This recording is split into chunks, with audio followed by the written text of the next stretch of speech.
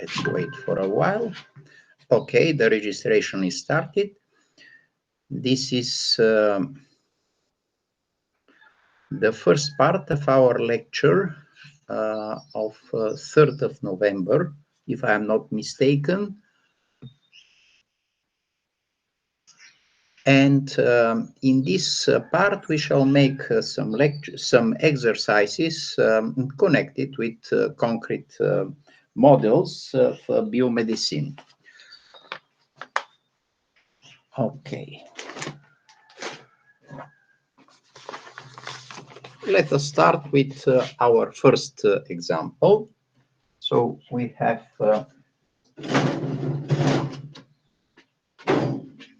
okay,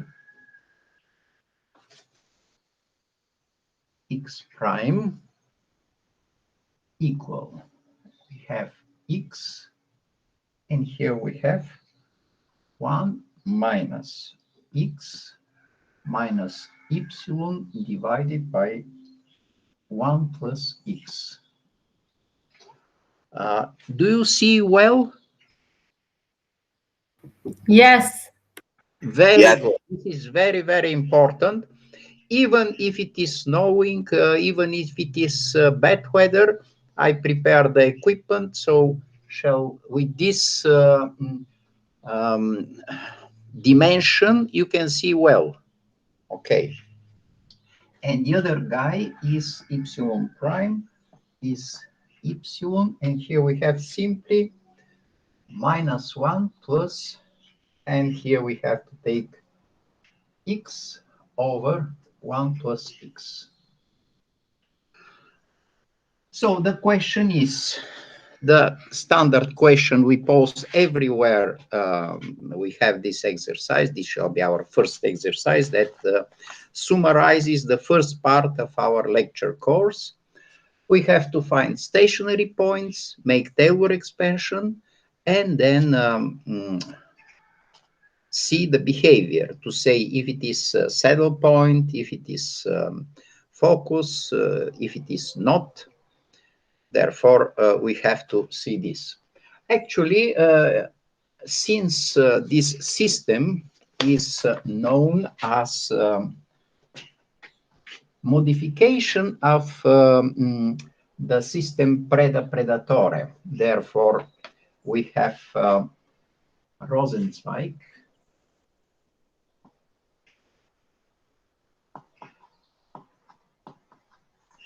MacArthur. It is typical for models in biomedicine. Always they are connected with some names. There are a variety of models. Therefore, we have plenty of exercises. But let us start to see stationary points. The stationary points can be found very easy.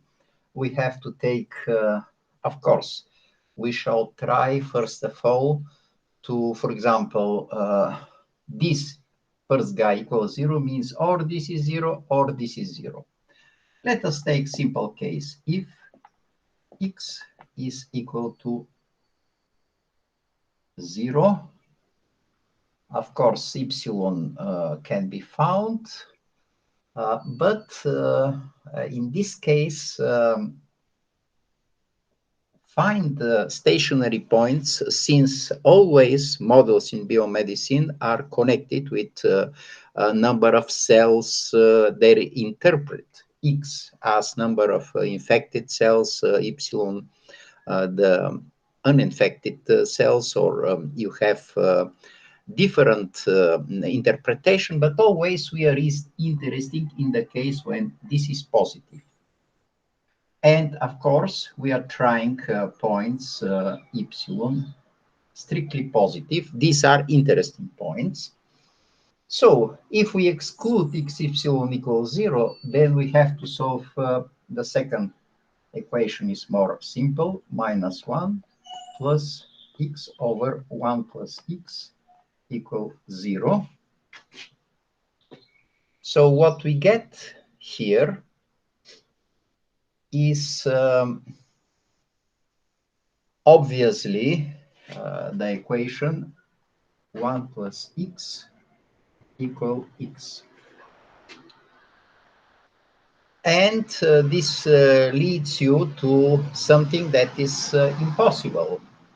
1 equals 0. Therefore, our assumption for this model that we are looking for stationary points in this domain shows that we have no solution. And that's why we are turning to the case when we take x equals 0. If you take x equals 0, of course, the first guy is 0, but then the next guy shows that we have to take epsilon equals 0. This is in some sense unique stationary point that we can find, because if x is equal 0, then substituting in the next, the second equation, we say epsilon equals 0. So this is unique stationary point. What we have to do now, we have to make Taylor expansion of these two functions around 0. As usual, let us clean a little bit the blackboard. And again, please to stop me any moment you need some question. Let us try to clean now to see if it is working. This is first attempt to change yes, this is working for the moment.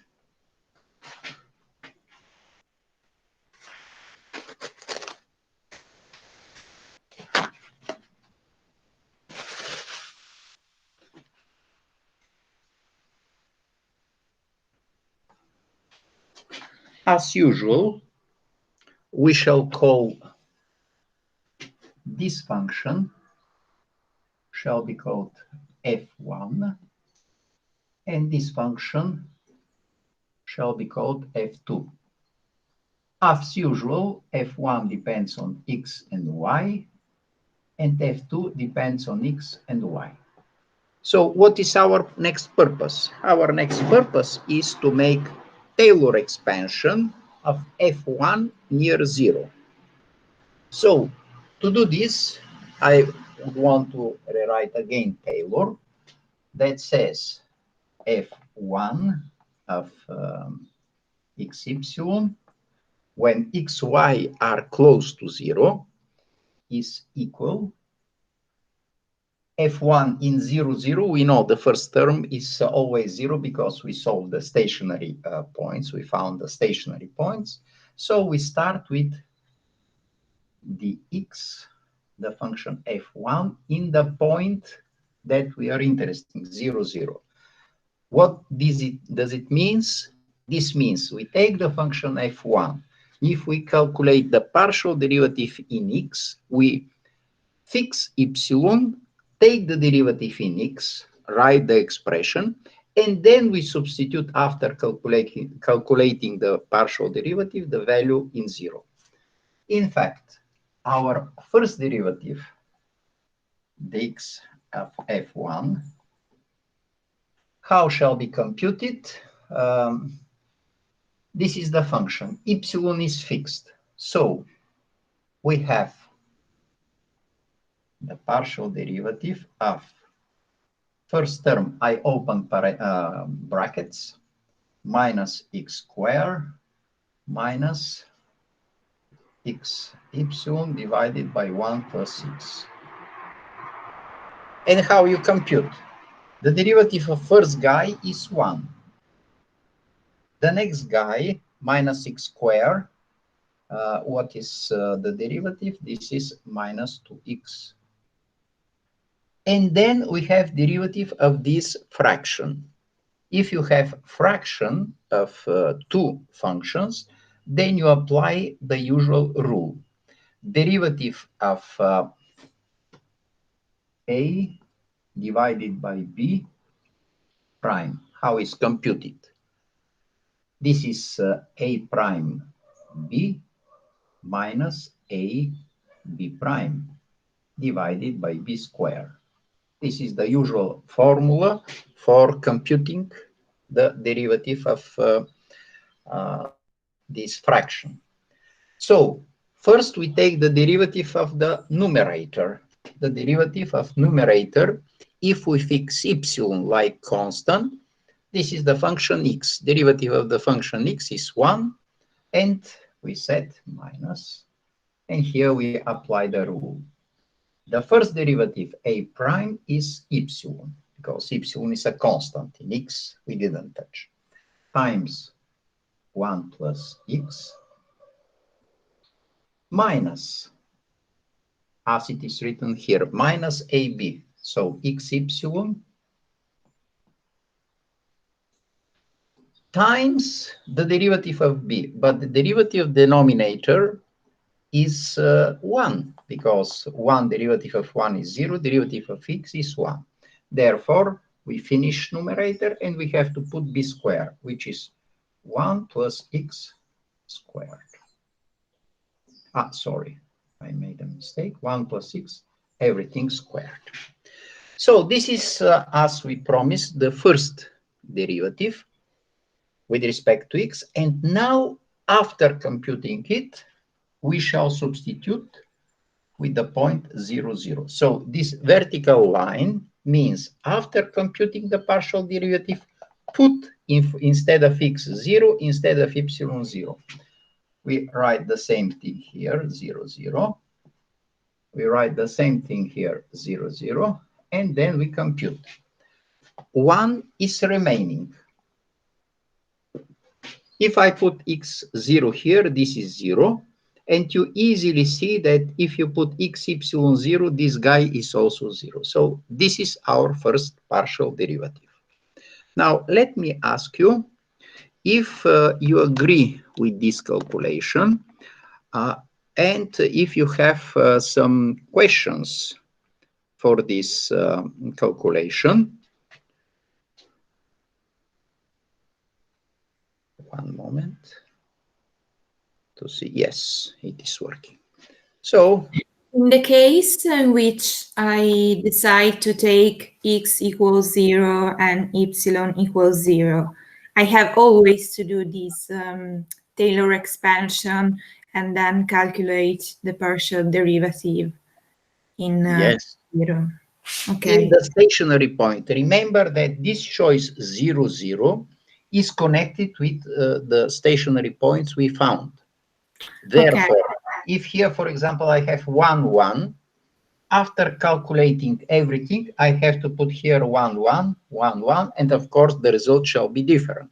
But for any exercise, if you know the stationary point, the first thing is to compute this partial derivative, dx f0, 0, and we did it. Of course, here I have to say that my Taylor expansion is not complete.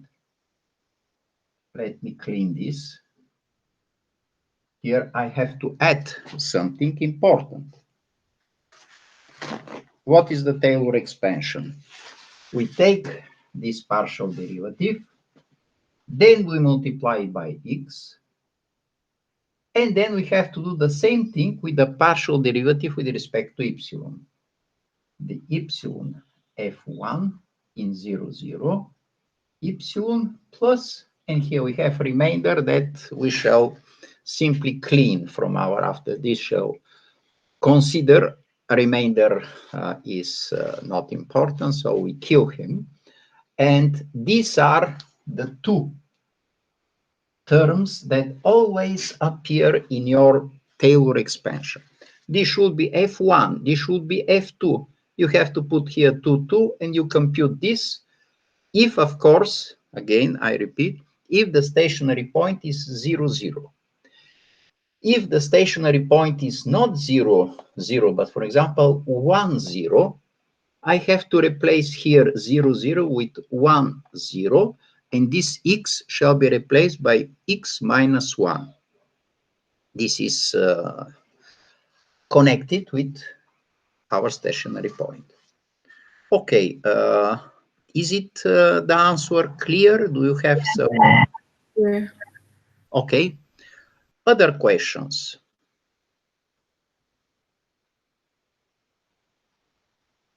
Okay, let us compute partial derivative in epsilon. Once we have, I shall put above my result here, this is 1 to remind me, and then I shall clean this line and shall compute the partial derivative of f2, but the partial derivative of f1 with respect to epsilon. So the same function, but with respect to epsilon. What does it mean? This means x is a constant and epsilon varies. So we have this situation, the epsilon f1. How we compute? We take this expression, this is the epsilon of minus epsilon, I open the brackets, plus the same guy, x epsilon divided by 1 plus x. So we have similar expression. The derivative of epsilon is a variable, x is a constant. Therefore, this shall be the first term. Derivative of minus epsilon is minus 1. Derivative of this guy is much simpler now because this is a constant. All denominator is a constant. We said x is fixed. Therefore, we have epsilon multiplied by constant. Derivative of epsilon multiplied by constant is simply x, this constant, 1 plus x, with sign plus. This is our partial derivative for any x epsilon. And now we have to substitute. Professor? Yes? We call this second function f2, so... No. Oh, thank you. You are completely right. Okay. So f2. Yes. And let us complete this calculation in 0, 0. This shall be in 0, 0, shall be minus 1. So I simply here to keep the epsilon of f2 in the point 0, 0 is minus 1. Thank you for your observation. And now let us compute the correct expression. This is also correct, but concerns f2, as you mentioned. Okay. Now, let us, f1 is the same function. So we have x minus x squared minus x epsilon divided by 1 plus x. Of course, here x is fixed, constant, epsilon is varying. So derivative of this guy is 0, and derivative of this guy we already fixed. This is minus x divided by 1 plus x. This was the constant in front of epsilon, and since we differentiate with respect to epsilon, this is our result. And now we plug 0, 0, and you see that the result is identically 0. So we finish with our first Taylor expansion of f1. And partially half of the work for f2 is already done. But before going further, let me ask you if you have some questions and observations.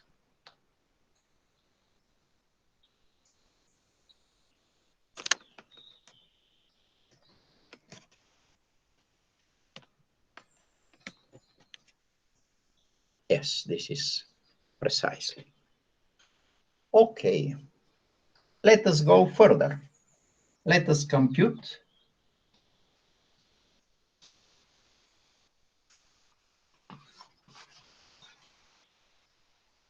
the partial derivative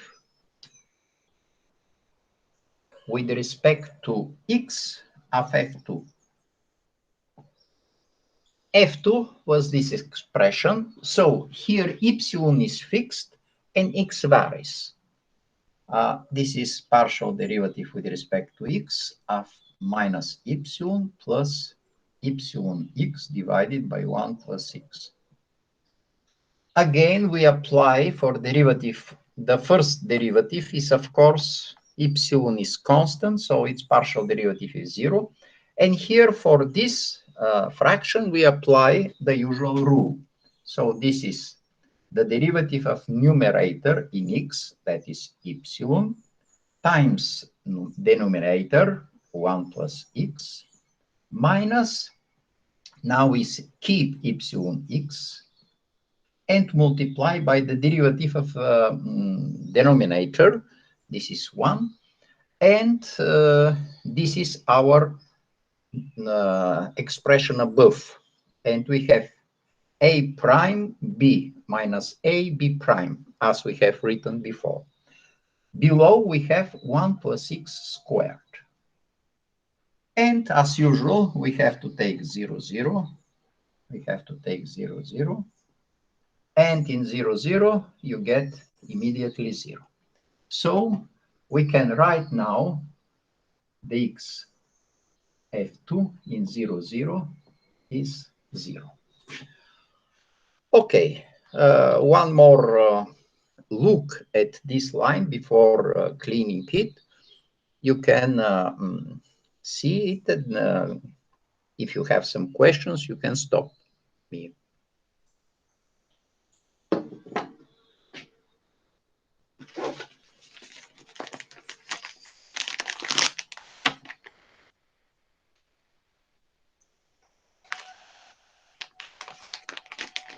Okay, now we clean this line and we can write the Taylor expansion of F2 that is prepared.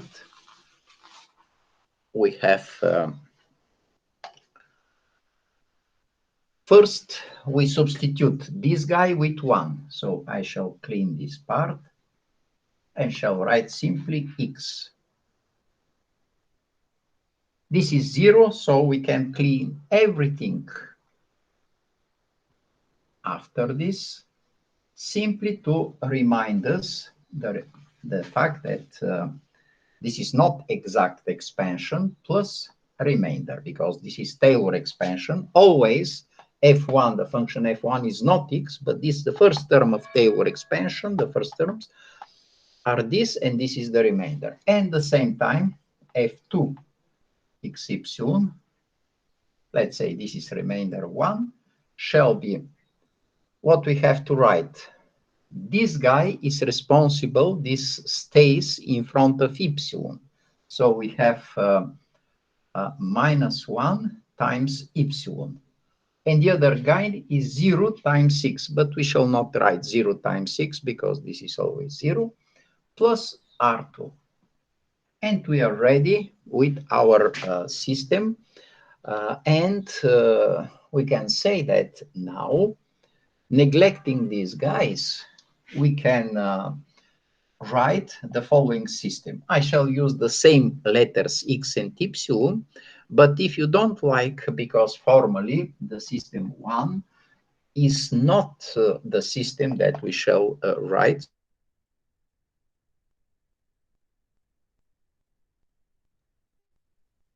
Letters, for example, U and V, and then we have the system U prime, U corresponds to X, is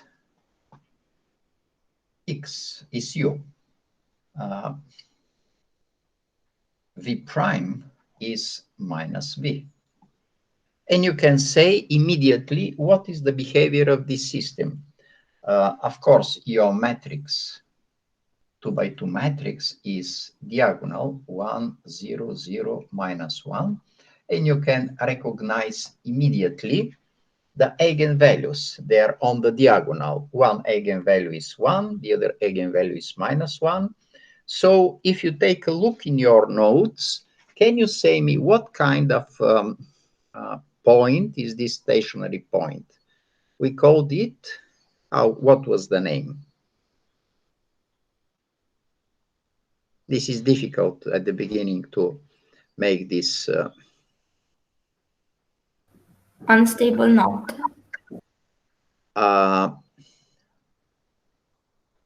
Okay, but in this case, yes, we have two real eigenvalues. One is positive, one is negative. Let us see in your notebooks. The first thing we studied was probably this guy.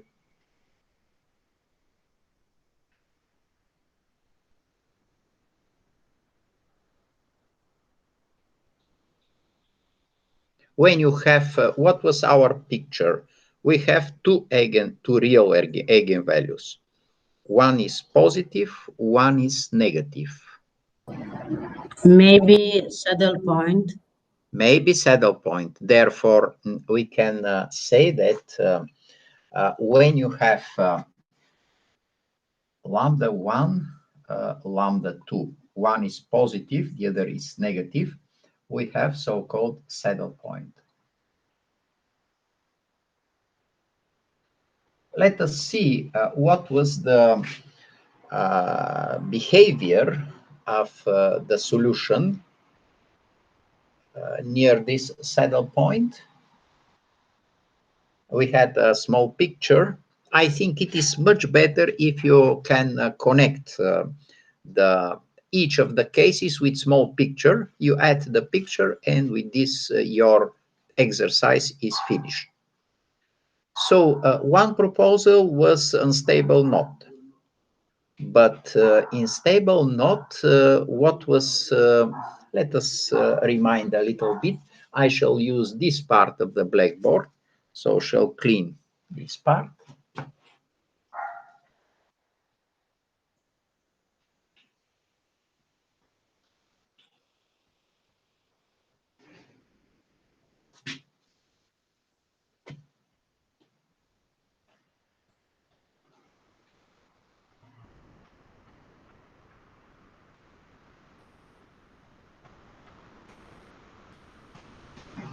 We have lambda 1, I shall put lambda 2 negative. Why this is simplest characterization of two real eigenvalues? Because it's possible that you have lambda 1 positive, lambda 2 negative, or lambda 1 negative, lambda 2 positive. Both cases can be unified with the fact that the product is negative. And then we set, in this case, we have saddle point.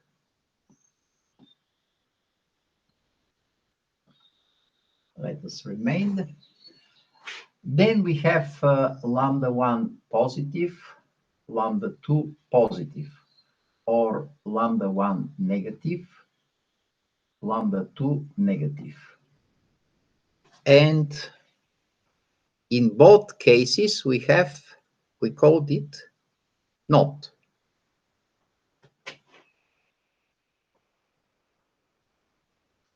Of course, in this case is unstable, and here is stable.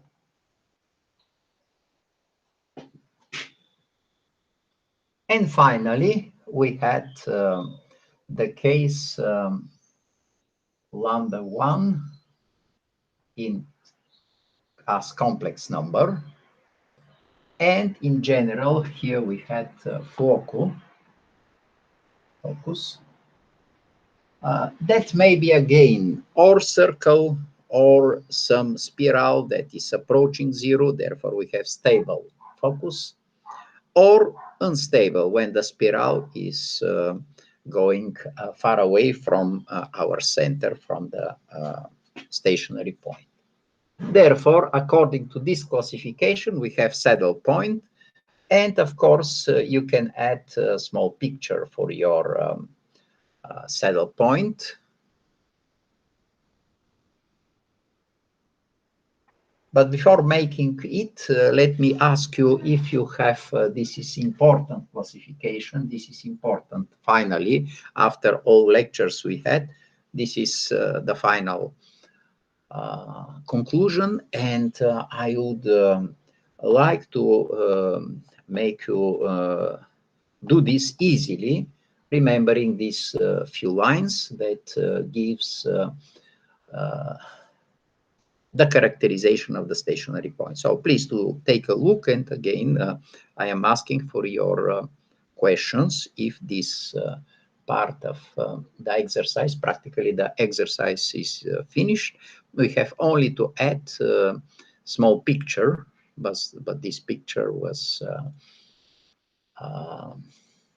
shall be added after eventual questions.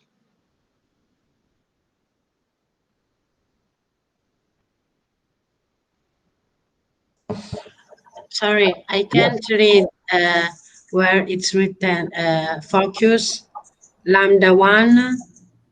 Lambda 1 belongs to complex numbers.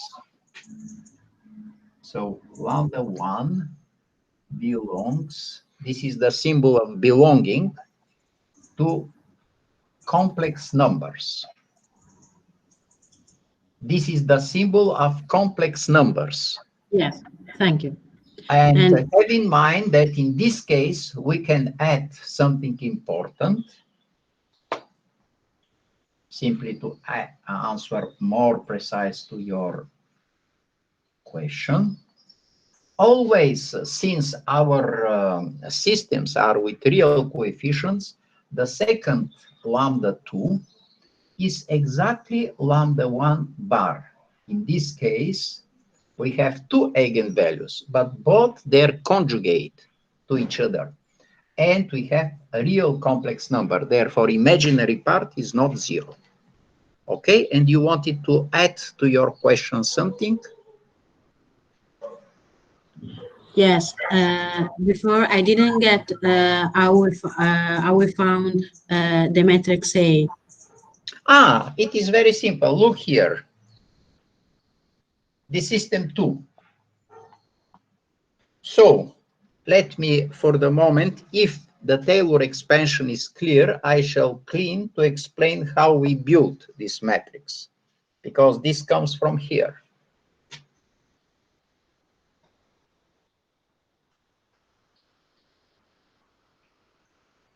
Okay.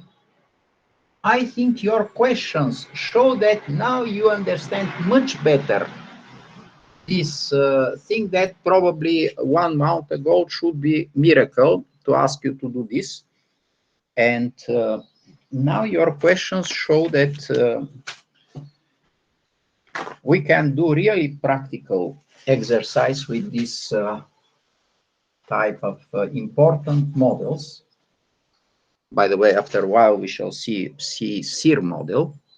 That was epidemiology. So whenever you get system U prime equal A11U plus A, this is 1, 1, 1, 2, V. V prime is equal A to 1U plus A to 2V. Of course, our system is partial case of this generic system. You put in this way UV, UV, and then you say, my matrix A is, I rewrite the first line, A11, A12, and then put the second one, A21, A22. This is the simple rule to produce your matrix A. And I did this. So this is 1U plus 0V. And that's why I put here 1, 0 in the first line. This is 0U minus V. And then I put 0 minus 1. This is the explanation.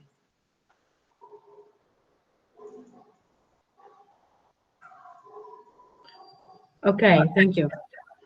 Very good. Other questions before making the picture? Because with the picture, we finish the exercise.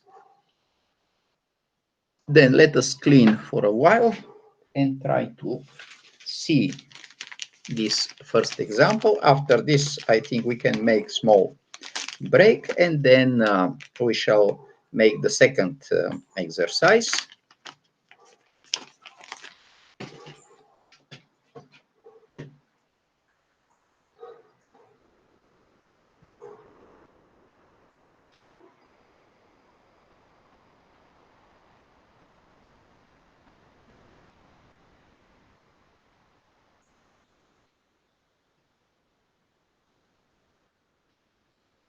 Okay.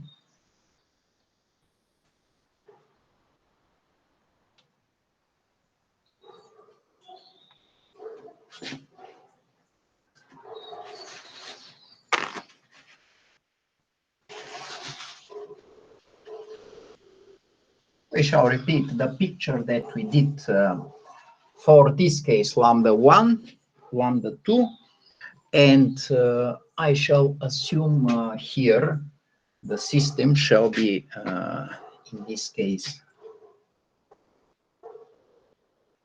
quite simple, but here this should be not wet, because if it is wet, it cannot be seen well. Okay, now the whiteboard is ready. So we have lambda 1 u, this is lambda 2 u, and we consider the case lambda 1 positive, lambda 2 negative. And we make the following picture. We already know that if you take initial data here, then you stay on this x. So if you take initial data v equals 0, we know that always we are with v equals 0. Therefore, our trajectory is here. We have to see only the direction. Since lambda 1 is positive, we have to be in unstable x. So from 0, we escape. Since lambda 1 positive always shows that solution ut equal u0 a to the power lambda 1t. You see, when u0 is positive and lambda 1 is positive, a to the power lambda t goes to infinity. Therefore, this is the picture.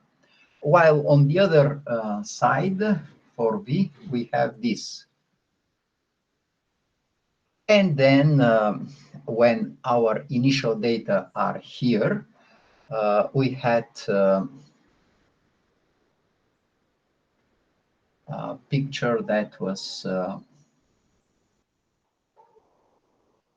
one moment. Yes, we have this guy. So we had, in this case,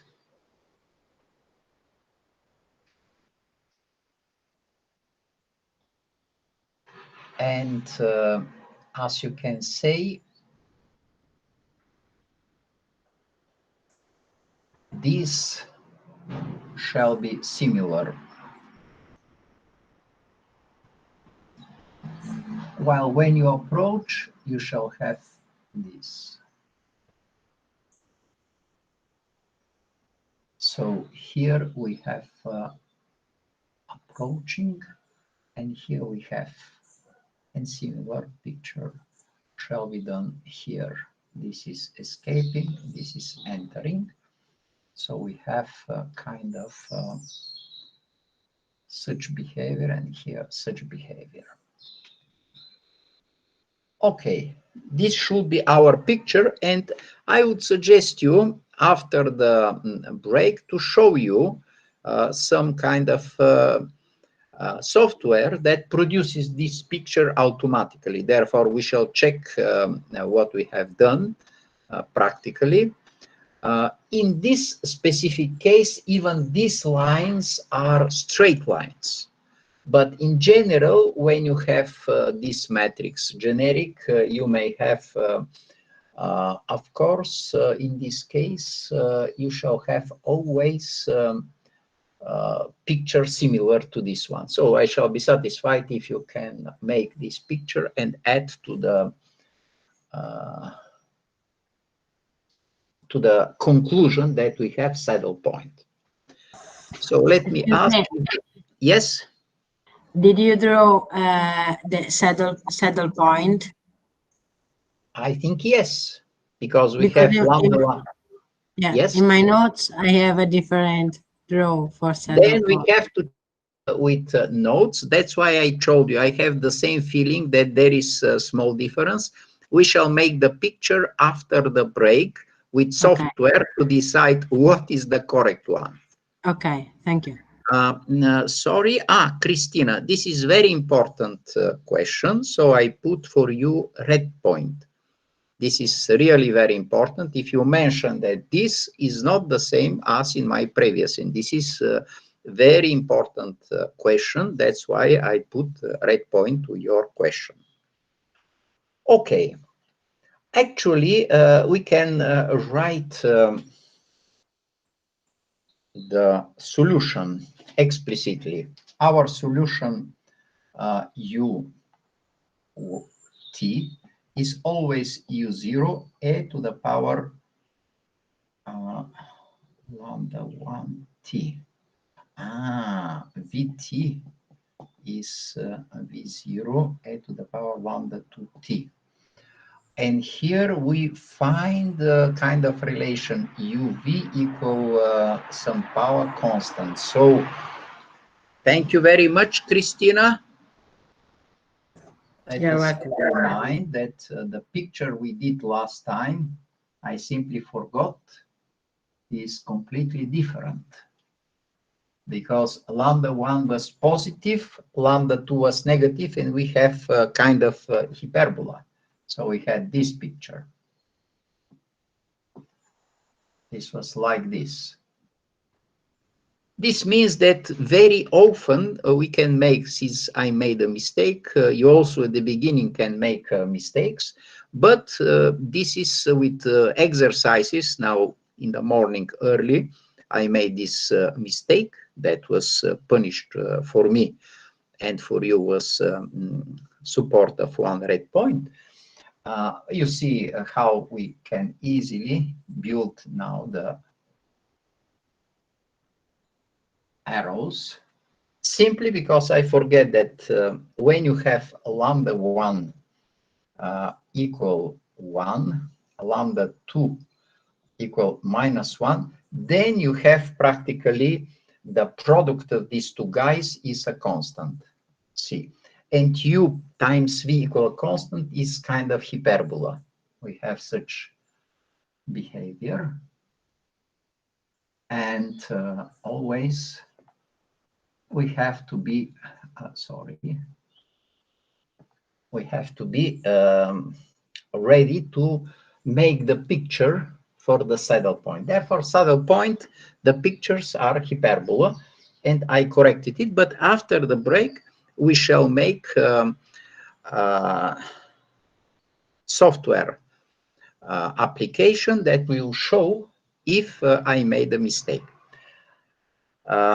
Okay, some other questions. Hope you shall find another mistake early morning without coffee. It is complicated, but let us see if you have more questions.